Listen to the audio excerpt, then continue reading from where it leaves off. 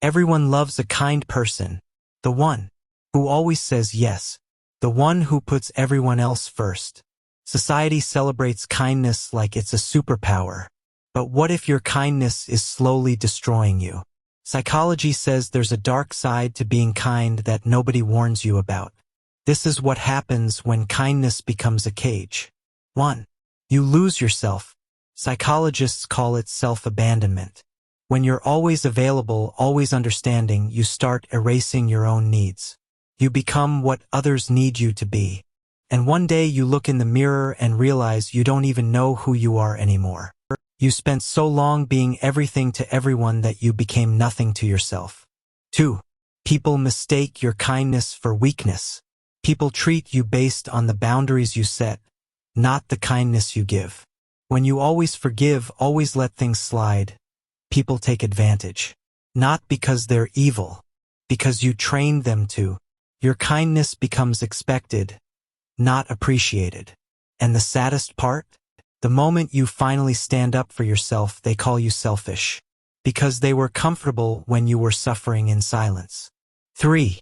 You attract takers, not givers. Kind people end up in one-sided relationships. You give and give. They take and take. You tell yourself they'd do the same for you. But every time you needed them, they were busy. Every time you were struggling, they were silent. You stay because you believe loving harder will make them love you back. But it never does. 4. Your anger has nowhere to go. Suppressed emotions don't disappear. They accumulate. You smile when you want to scream. You forgive when you want to walk away. Until one day something small breaks you. And everyone's shocked.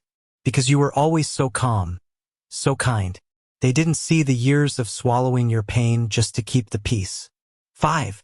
You feel guilty for having needs. You feel bad for resting.